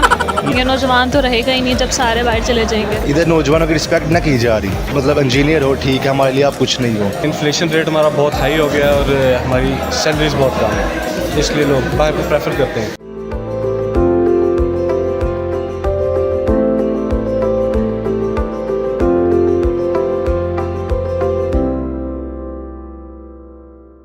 अस्सलाम वालेकुम, मैं हूँ आपकी मेज़बान आमना और आप देख रहे हैं बागी टीवी। तो आज आप लोग देख रहे हैं कि हम लोग यूसीपी में नहीं हैं, हम लोग आज इस टाइम एक रेस्टोरेंट में हैं, यूसुफ रोस्ट में हम लोग बैठे हुए हैं, नाश्ता करने आए थे। आई थॉट कि चलो यहाँ पे आज व्लॉग बना लेते हैं। तो आज हम लोग एक लड़का बैठा हुआ है ग्लासेस लगा के, मास्क पहन के, इसके पास जाते हैं और इससे बात करते हैं। एंड तक हमारे साथ रहिएगा और हमारी वीडियो को लाइक ज़रूर कीजिएगा। अस्सलाम वालेकुम, कैसे हैं आप? वालेकुम अस्सलाम, मैं ठीक, आप कैसे हैं? मैं भी ठीक हूँ। मुझे बताएं कि आपने मास्क और ये ग्लासेस क्यों लगाए हुए हैं? वो एक्चुअली मैं खूबसूरत बड़ा हूँ यार, तो वो खूबसूरती जो है ना वो नज़र लग जाती है आपको, मम्मा ने बताया मेरी। अच्छा, नज़र से बचने के लिए आपने मास्क पहन लिया और ग्लासेस लगा लिए। क्या करते हैं आप? मैं यूनिवर्सिटी में स्टूडेंट हूँ, यूसीबी। क्या करते हैं आप? मैं यूसीबी से BScs कर रहा हूँ, अल्हम्दुलिल्लाह। ऑलराइट, और मुझे बताइएगा कि आपकी लाइफ कैसी चल रही है? लाइफ यार अल्हम्दुलिल्लाह अच्छी भी चल रही है, बुरी भी चल रही है, दोनों सही चल रही हैं। जब यूनिवर्सिटी में आया था तब ख़राब हो गई थी, पहले वाली अच्छी चल रही थी। अच्छा, यूनिवर्सिटी में आने के बाद क्यों ख़राब हो? यूनिवर्सिटी में असाइनमेंट्स बहुत ज़्यादा हो रही हैं आजकल। कुछ असाइनमेंट्स की वजह से और कोई वजह नहीं है? नहीं, वैसे अल्हम्दुलिल्लाह सब ठीक ठाक है। खूबसूरती ना यूनिवर्सिटी में वो उसने ख़राब किया असल में सब कुछ जो है। जिस तरह अब आप भी हैं, लेकिन आपको मैं कह नहीं सकता, ठीक है? क्या मतलब मुझे कह रहे हैं मैं खूबसूरत हूँ? हाँ, लेकिन आपको कह सकता हूँ, लेकिन आपको मैं कहूँ क्यों? क्योंकि आपको कहूँगा तो आप भी समझ रही हैं, सीन क्रिएट हो सकता है ना कोई, मतलब बिला वजह का। अच्छा, सीन क्रिएट नहीं करना चाह रहे, लेकिन इनडायरेक्टली आप मुझे कह रहे हैं कि मैं खूबसूरत हैं आप जिस तरह इस तरह, मतलब समझ रही हैं? Okay, thank you so much. आपकी लाइफ आप कहना चाह रहे हैं कि अच्छी भी जा रही है और बुरी भी जा रही है। यूनिवर्सिटी आने से पहले अच्छी थी, यूनिवर्सिटी आने के बाद जो है वो लाइफ थोड़ी ऐसे हो गई है। यस। और ये सही कैसे होगी? सोच रहा हूँ इस पर काफ़ी अरसे से। ठीक है, जब आपकी रात को सोचते हैं इंशाल्लाह ताला सुबह ठीक करेंगे, लेकिन फिर सुबह आपको पता इसी तरह। ठीक है, क्या नाम था आपका? मेरा नाम हसबर। बहुत अच्छा लगा आपसे बात करके, थैंक यू सो मच। मज़े की बात यह है कि यूसुफ रोज़ में भी मोस्टली जो है ज़्यादातर बच्चे यूसीबी के आए हुए हैं नाश्ता करने के लिए, और एक और स्टूडेंट है यूसीबी से। आप? हाँ जी, यूसीपी से। क्या नाम है आपका? अली हसन। क्या करते हैं आप यूसीबी में? Math communication. Maths com. अच्छा, मुझे बताइएगा आपकी लाइफ कैसी चल रही है? लाइफ बहुत अच्छी जा रही है अल्हम्दुलिल्लाह। अच्छी जा रही है? अभी आप थोड़ी देर पहले कहते हैं झंड जा रही है। वो बंदा फिर शुक्र अदा करता है, अल्लाह ताला का अदा करता है, वो तो मैं मजाक कर रहा था आपसे। अच्छा, ठीक है। और कुछ कहना चाहते हैं कि लाइफ आपको कहीं पे फील हुआ हो कि आप बहुत डाउन फील कर रहे हैं लाइफ में, ऐसा कभी हुआ है? जब घर वाले कहते हैं कि कोशिश ना कर रहे हो आप, तब मुझे बड़ा लो होता है फिर। अच्छा, जब घर वाले कहते हैं कि आप कोशिश नहीं कर रहे, किस हवाले से कहते हैं वो लोग? वो इस हवाले से कि वो कहते हैं कि तुम पढ़ते नहीं, हालांकि मैं पढ़ता हूँ, मेरे नंबर भी आते हैं, फिर मुझे नहीं समझ आती कि ओके, यू मीन कि आपका घर वाले आपको अप्रिशिएट नहीं कर रहे, यही इस वजह से आप थोड़ा डाउन फील करते हैं। तो ये एक बड़ी गलत बात होती है कि अपने बच्चों को पेरेंट्स जो है ना वो अप्रिशिएट नहीं करते। मैंने तो ब्रेकफास्ट कर लिया अपना, यहाँ पे यूसुफ रोस्ट में एक लड़का बैठा हुआ है हमारे साथ, इनसे पूछते हैं आपने नाश्ता कर लिया? क्या खाया? मैंने नान और चने खाए इनके। अच्छे लगे? हाँ, ठीक था टेस्ट इनका। अच्छा, तो मुझे बताइएगा आपका नाम क्या है? मेरा नाम हुनैन है, मैं सियालकोट से हूँ। नैन, क्या करते हैं आप? मैं मैकेनिकल इंजीनियरिंग मैंने अभी रिसेंटली की है UMT सियालकोट से। तो आप UCP के नहीं हैं। बड़ी अच्छी बात है कि हमें UCP के अलावा भी स्टूडेंट्स मिले हैं। यहाँ पे यूसुफ रोज़ में आने का ये भी फ़ायदा हो गया, UMT की आवाम भी मिल गया हमें। अच्छा, मुझे नैन एक बात बताइएगा, आपकी लाइफ कैसी चल रही है? लाइफ मेरी बहुत रफ चल रही है आजकल, तो बहुत फारिग और बहुत परेशान बैठा हुआ हूँ और बस अपॉर्चुनिटी की नज़र में बैठा हुआ हूँ कि कुछ मतलब फ्यूचर नज़र है मुझे, लेकिन नज़र नहीं आ रहा कुछ। अच्छा, फ्यूचर ही नज़र आ रहा आपको, ऐसा क्यों है? ऐसा पता नहीं, अब हमारे कंट्री कंडीशन है या मेरी अपनी एफर्ट है। मुझे ज़्यादा लग रहा है मेरी अपनी एफर्ट बहुत कम है, इसलिए मुझे लग रहा है। जॉब को लेके परेशान? जी बिल्कुल। तो आपने कभी सोचा है कि आप जॉब के लिए अब्रॉड जाएंगे? हाँ, उसी के लिए अब देख रहे हैं, क्योंकि यही मेरी लास्ट अपॉर्चुनिटी है कि बाहर जाकर मतलब कुछ कर ले काम वगैरह। इधर तो कुछ नज़र नहीं आ रहा। और आपने देखा है कि पाकिस्तान में बहुत सारे जो लाइक नौजवान लोग हैं वो बाहर ही जा रहे हैं। पाकिस्तान में तो ऐसे बूढ़े बच्चे ही रह जाएंगे, नौजवान तो रहेगा ही नहीं जब सारे बाहर चले जाएंगे। इधर नौजवानों की रिस्पेक्ट ना की जा रही। 3-4 जगह मैं गया हूँ इधर इंडस्ट्री में, तो वो कहते हैं कि आप बहुत मतलब इंजीनियर हो, ठीक है, हमारे लिए आप कुछ नहीं हो। इधर आए आपको हम फ्री हमारे पास काम करें पहले 2-3 साल, फिर आप कुछ हम पैसे वगैरह देंगे। इधर नौजवानों को रिस्पेक्ट दी नहीं जा रही। अभी रिसेंटली एक न्यूज़ आई थी कि 7,50,000 नौजवान पाकिस्तान से अब्रॉड चले गए हैं जॉब अपॉर्चुनिटी के लिए, खासकर इंजीनियर और डॉक्टर वगैरह। तो इधर रिस्पेक्ट नहीं दी जा रही हमारे यंगस्टर को ना, जो मिलनी चाहिए इनको। ओके, ये मुझे बहुत बुरा लगा सुन के कि इतना उन्होंने पढ़ा है, इंजीनियर हैं, और इनके अलावा भी बहुत सारे ऐसे लोग हैं इतना कुछ पढ़ लेते हैं, लेकिन पाकिस्तान में हमारे पास अपॉर्चुनिटीज़ ही नहीं है, रिसोर्सेज ही नहीं है पाकिस्तान में। तो आई गेस कि हुकूमत को इसके लिए कुछ करना चाहिए नौजवान के लिए, वरना हमारा पाकिस्तान तो नौजवानों से खाली हो जाएगा, बच्चे और बूढ़े ही रह जाएंगे। थैंक यू सो मच नैन, बहुत अच्छा लगा आपसे बात करके। यूसुफ रोज़ में आने के बाद आज हम लोगों को स्टूडेंट के अलावा भी हट के काफ़ी वैरायटी और लोग मिल गए हैं, इनसे बात करते हैं। अस्सलाम वालेकुम सर, कैसे हैं आप तीनों? जी अल्हम्दुलिल्लाह ठीक ठाक। आप कैसे हैं सर? अल्लाह का शुक्र है। क्या नाम है आप लोगों के? मिर्ज़ा हसन, मोहम्मद यूनुस, मोहम्मद मुश्ताक हुसैन। क्या करते हैं आप लोग? स्टूडेंट्स तो नहीं लग रहे हैं मुझे। हम सॉफ्टवेयर इंजीनियर्स हैं, शौकत खाना हॉस्पिटल में। ओके सर, मुझे ज़रा बताइएगा कि आपने देखा है कि जो नौजवान लोग हैं वो पाकिस्तान से बाहर जा रहे हैं ज़्यादातर, तो इसकी कोई वजह बता सकते हैं आप लोग, क्यों वो लोग मुल्क छोड़ के जा रहे हैं? ऐसे तो हमारा पाकिस्तान नौजवान से खाली हो जाएगा, बूढ़े रह जाएंगे और बच्चे रह जाएंगे। इसके बारे में आप कुछ कहना चाहते हैं? मिस अनएम्प्लॉयमेंट और आपका जो पे रोल यहाँ पर बहुत कम है। बाहर जो है अगर डॉलर्स के अंदर अगर हम देखें तो हमारी जो करेंसी कितनी डीवैल्यू हो गई है, तो हिसाब से लोग ज़ाहिर सी बात उन्होंने अपना सर्कल चलवाना होता है। अब अगर मर्द है तो उससे पूरी फैमिली को सपोर्ट करना है, फैमिली के अंदर उसके स्पाउस भी हैं और पेरेंट्स भी हैं, तो ये चीज़ें बड़ा मैटर करती हैं। इन्फ्लेशन रेट हमारा बहुत हाई हो गया और हमारी सैलरीज बहुत कम है, इसलिए लोग बाहर को प्रेफर करते हैं। तो पाकिस्तान में कुछ ऐसा कर सकते हैं, हुकूमत ऐसा कुछ कर सकती है जिससे ये लोग बाहर ना जाएं? और पाकिस्तान में इतने पढ़े लिखे लोग हैं लेकिन वो फिर भी बाहर जाके कर रहे हैं, तो इनको कुछ ऐसा करना चाहिए कि वो लोग पाकिस्तान में रह के पाकिस्तान को सर्व करें और उनका अपना सर्कल भी अच्छे से चलता रहे। अच्छा, इसलिए इसका जवाब में थोड़ा टेक्निकल दिया जाएगा, वो इस लिहाज से कि हुकूमत टैक्स जो दे रही है ना, ऑलरेडी जो टैक्स पेयर्स हैं उन्हीं के ऊपर और बर्डन डाल रही है कि अगर एक इनकम टैक्स दे रहा है, जिस तरह हम लोग सैलरी पेशा हैं और हम इनकम टैक्स दे रहे हैं, तो हमारे पे इनडायरेक्ट टैक्सेस भी बहुत ज़्यादा हैं। हम पेट्रोल के ऊपर भी टैक्स दे रहे हैं, हम खाना ले रहे हैं उसके ऊपर भी टैक्स दे रहे हैं। हम यहाँ पे अगर कोक पेप्सी भी मंगवाएंगे ना, तो यहाँ पे तो नहीं आइडिया कि अगर हम किसी बड़े अच्छे रेस्टोरेंट पेप्सी की बोतल मंगाएंगे जो बाहर 40 रुपये की है, वो 140 रुपये की मिलती है, वो सेल टैक्स उसके ऊपर डलता है 17 या 16%। तो उस हिसाब से गवर्नमेंट जो है वो इनकम, अगर इतना ही गवर्नमेंट को टैक्स इकट्ठा करना है तो गवर्नमेंट जो है वो इनकम टैक्स कम करके इनडायरेक्ट टैक्सेस इंक्रीज़ करे, जिससे उसकी टैक्स वर्थ भी नेटवर्थ में इजाफा हो जाएगा। ओके, तो आप कुछ सजेस्ट करना चाहेंगे कि यहाँ पाकिस्तान में रहते हुए लोगों को जॉबियंस होना चाहिए या बिज़नेस करना चाहिए? अगर वैसे चेक करें बिज़नेस के तो हाल ही कोई नहीं है, क्योंकि ज़ाहिर से बाइंग पावर लोगों के पास है ही नहीं। अभी हम वैसे ही परसों बात कर रहे थे कि हम अगर ब्रांड जाएँ वापडा टाउन में, जो पहले एक रश होता था 3-4 साल पहले, अब वो ब्रांड्स के ऊपर वो रश नहीं होता। एम्पोरियम जाएँ तो सिर्फ फूड कोर्ट के अलावा कहीं रश नहीं है। तो बिज़नेस दीन के अंदर हमारा यही है कि बिज़नेस करना चाहिए, लेकिन बिज़नेस के हालात ही नहीं है, बाइंग पावर ही नहीं है लोगों के पास। तो मेरे ख्याल में तो जो लोग जो करें वो उसमें बस रिस्क हलाल होना चाहिए और तो कुछ नहीं। Okay, thank you so much, बहुत टेक्निकल आंसर्स दिए आप लोगों ने, बहुत अच्छा लगा आपसे बात करके। Thank you so much sir. अस्सलाम सर, कैसे हैं आप? वालेकुम सलाम। ठीक है, बिल्कुल ठीक, आप? मैं भी ठीक हूँ। क्या नाम है आपका? हसीब अहमद। हसीब अहमद, नाश्ता करने आए हैं या लंच करने आए हैं? लंच करने आए हैं। अच्छा, हमने अभी नाश्ता किया, लोगों का लंच भी स्टार्ट हो गया। अच्छा, मुझे बताइएगा, यही लाहौर से हैं आप? नहीं, मैं बावल नगर से हूँ और लाहौर में वैसे स्टडी रहते हैं। अच्छा, लाहौर में क्या करें आप? मैं इधर पढ़ रहा हूँ यूसीपी। अच्छी बात है, स्टडी कर रहे हैं। यूसीपी के स्टूडेंट फिर से हमें मिल गए हैं यूसुफ रोज़ में। यूसुफ रोज़ जो है वो यूसीपी के बिल्कुल सामने, और यहाँ पे मोस्टली यूसीपी के स्टूडेंट्स आते हैं। अच्छा, मुझे ज़रा बताइएगा, आपकी लाइफ कैसे चल रही है अभी तक? लाइफ अच्छी गुजर रही है। कैसे चल रही है? अच्छी गुजर रही है। अच्छी गुजरी है, सब कुछ सेट जा रहा है? सब कुछ फिट अल्हम्दुलिल्लाह। अच्छा, शादी होगी आपकी? हाँ जी। शादी होगी आपकी? नहीं, शादी नहीं हुई।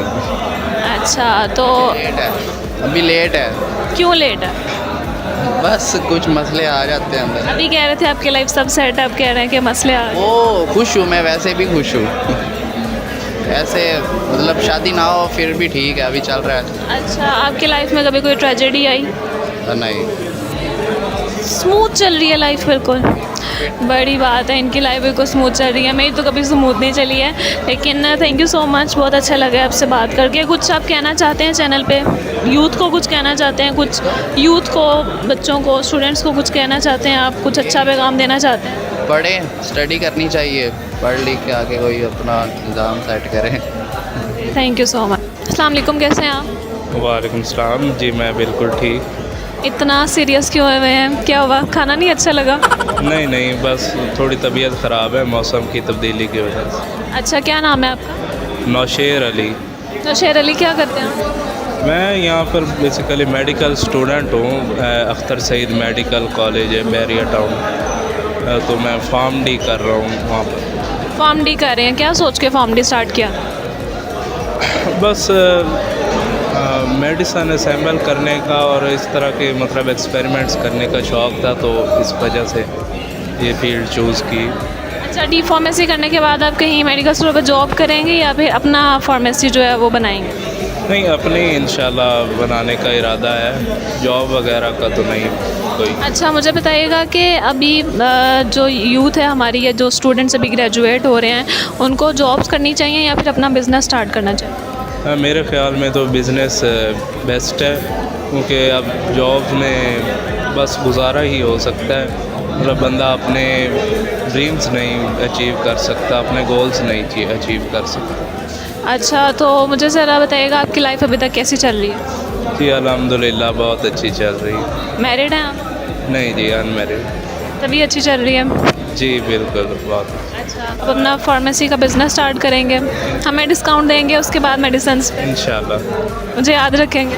ज़रूर इंशाल्लाह। चलें, ठीक है, बहुत अच्छा लगा आपसे बात करके, और उम्मीद है कि आपको भी आज का व्लॉग अच्छा लगा होगा। आज हमारे पास एक वैरायटी थी यूसुफ रोस्ट में आने के बाद, लाइक यहाँ पे सिर्फ यूसीपी की आवाम नहीं थी, यूसीपी के अलावा और जो लास्ट हमने बात की है, कुछ जॉबियंस लोग थे जो शौकत खानों में as a software engineer job कर रहे थे। उसके अलावा यहाँ पे यूएमटी के बच्चे, अख्तर सईद मेडिकल कॉलेज के स्टूडेंट्स, उन सब से बात हुई है, सब ने अपना पॉइंट ऑफ व्यू बताया, सबकी लाइफ कैसी चल रही है, उसके अलावा जॉब करनी चाहिए, क्या करना चाहिए, सब कुछ आपने देखा है व्लॉग में। तो just hit the like button और एक अच्छा सा कमेंट भी ज़रूर कीजिएगा। थैंक यू सो मच, अल्लाह हाफिज़।